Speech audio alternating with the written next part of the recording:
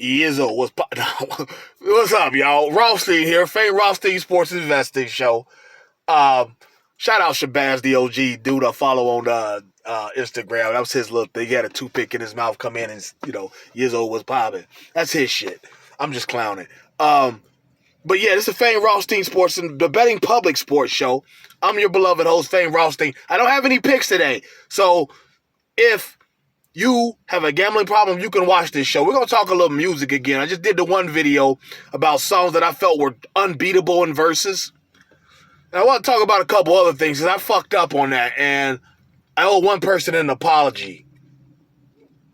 That's LL Cool J.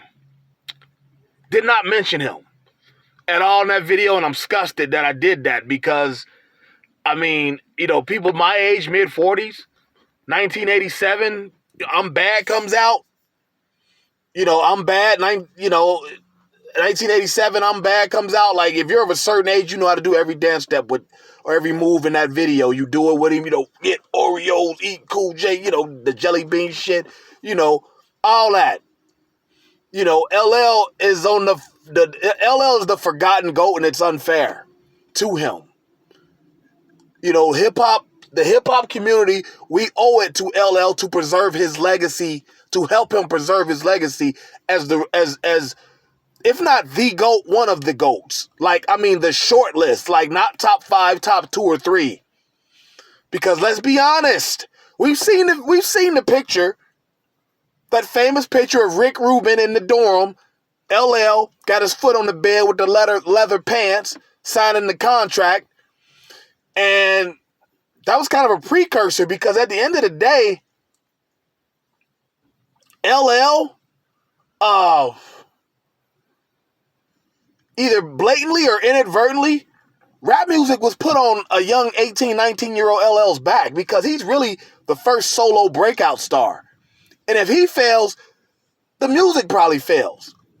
So with Russell and them doing that, Russell Simmons, I know he's facing some other shit. I ain't got nothing to do with that.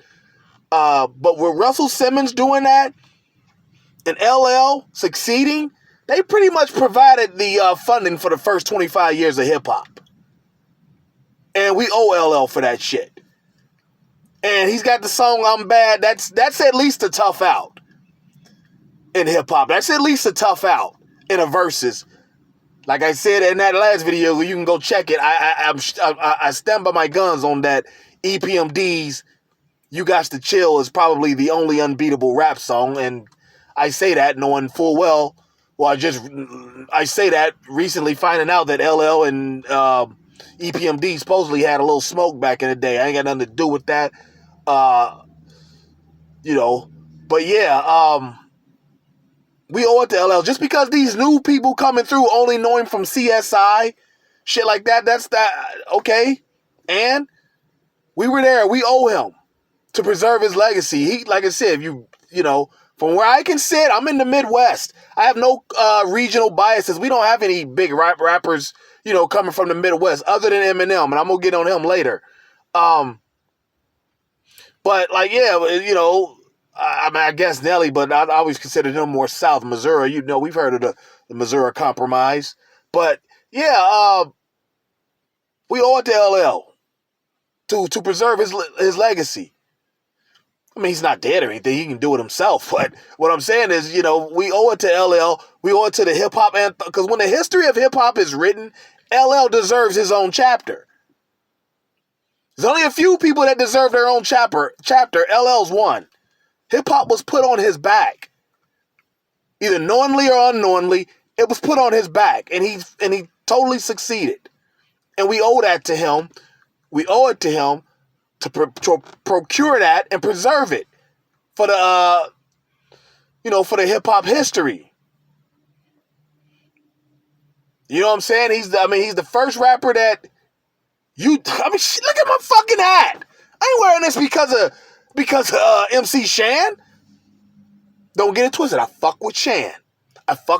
Don't get it twisted. But I'm not wearing this because of Shan. Mainly because of LL.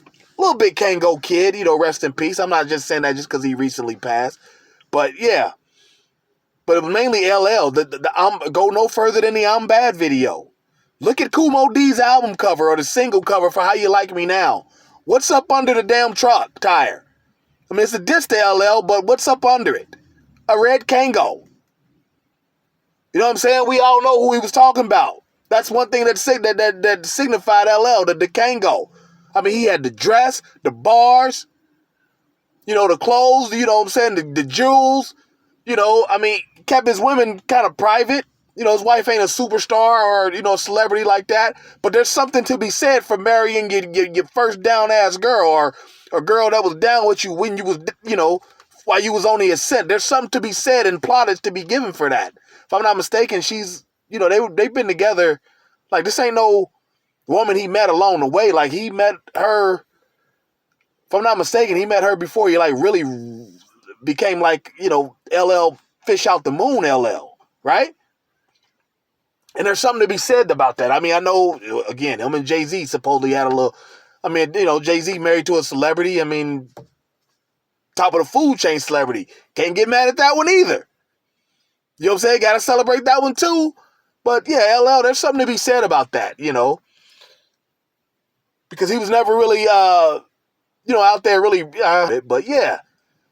I mean, and the era he's from, none of those guys really went into, the next decade with much because of the way rap was kind of set up at that time. So, like I said, just because you only know him from CSI Hawaii or whatever, which version he's on. No, LL's, I mean, he was the nigga that was battling. You didn't want to, only person that really wanted to see him was KRS in a battle. LL was battling, he was taking niggas out. He had the girls, the jewels. Dudes wanted to be like him. Your girl wanted to get at him. Let's not kid ourselves. He's the first rapper that was like that. Let's be honest. All right? And then secondly, one thing I wanted to talk about. I mentioned Eminem earlier. I think when it comes to a versus, and I say this, I'm not trying to be joking, and I say this being very serious. I'm not trying to joke it. I think a versus would be the last thing Eminem needs to do. I personally think he would be humbled to the point that he relapsed. He relapsed. Because he would truly see, obviously it depends on who the crowd is. But, if these crowds are like if they're the crowds of his concerts, mostly white dudes, that's one thing. If there's a black crowd in the verses, Eminem would get humbled to the point he relapsed on drugs, probably committed suicide. And I'm being fucking honest. And we respect his talent. I'll tell you what, 97, 98, Eminem first come through, his first single. Hi, my name is, hi. First bars from that tell you everything that I'm saying. Hi, kids, do you like Primus? Do you want to see me stick 9-inch nails through each one of my eyelids? We hear the assonance and the rhyming, yeah, that's nice, but Primus? 9-inch nails, those are grunge groups. We got the double entendre. But you're talking about sticking nails through your eyelids? Black folks don't talk that creepy, goofy shit. I mean, I think Gangsta Nip, from back in the day said some like wild shit with the, when he was with the Ghetto Boys and whatnot. And it was just like, all right, dude, that's too wild, too psychotic. And Eminem, you're kind of the same way. Like, we see the talent.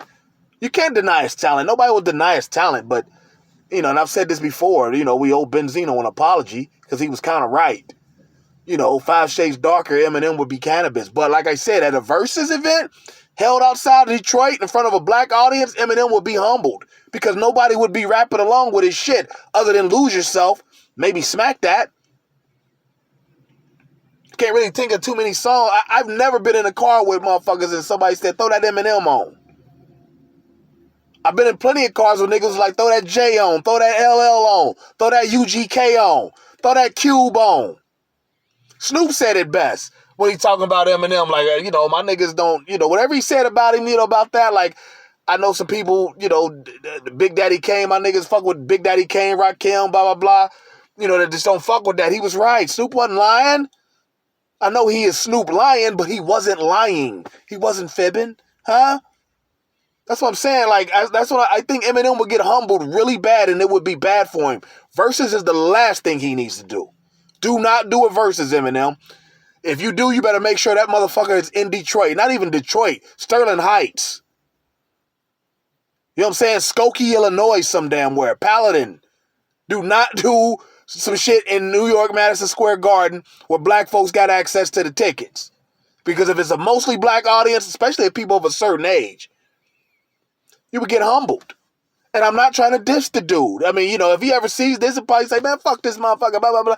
And that's fine. I can respect that. I'm not even trying to put his name out there to be doing that. I'm just saying, as a hip-hop fan, well over 30 years, no coastal biases, no regional biases. I'm not from the deep south, Atlanta, Texas. I'm not from the West Coast. I'm not from the East Coast. From the Midwest. There's only been really one rapper that really hit out of the Midwest, and that was Eminem. You know what I'm saying? And at the age I am, like I said, LL, MC Shan, these guys were, I was a kid when these guys were popping. I was, right entering my formative years, 10, 11 years old. We owe LL. We owe LL. And Eminem, I think a versus would be damaging to the point where it would really fuck him up. Do not do it versus Eminem. Just respect your spot and hold on to it. We fuck with you. But doing a versus would be totally bad it'd be all bad for you. It better be under special conditions that you negotiate for you to do one.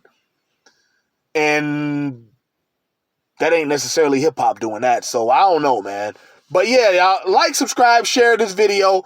I just wanted to send a shout out to LL, really. The Eminem shit because it kind of came up. But I just really wanted to make sure that we're procuring LL's legacy here and remembering that this guy's on the short list. I don't want to hear no top fives. LL's on the short list. Well, I guess there's so many you got to put five, but, LL's on the short list. If he's not in your top five, you don't really deserve to have a conversation on this music. You don't, your conversation doesn't need to be heard. I mean, I remember the what was that, the movie with Chris Rock when he was saying, LL might be my sixth man or something like that, or I forgot what the way Chris Rock had ranked him in that movie, and I'm just like, nah, LL's on the starting lineup. Like, you've got to put him out there. Yeah, we owe that man. We owe that man, all right? And he's giving us great music. Like I said, the way rap was set up, those dudes from the 80s didn't really carry over into the 90s because the content kind of switched over real quick to mafioso gangster shit. I mean, the West Coast was doing their thing. Then Nas come through doing his thing, talking to mafioso shit and all that, and just, yeah, shit just kind of went different. But I'm going to get off of here, y'all. Thanks for watching. Like, subscribe. I do sports investing. Free picks Thursday through Tuesday, Saturday and Sunday on here on YouTube. Thursdays through Tuesdays, the famed Rothstein Sports Investing Show on Anchor.fm, Spotify, Apple Podcasts, Google Podcasts, all right? But there you have it. I'm going to hop off here. Y'all be safe. Thanks for watching. Peace out.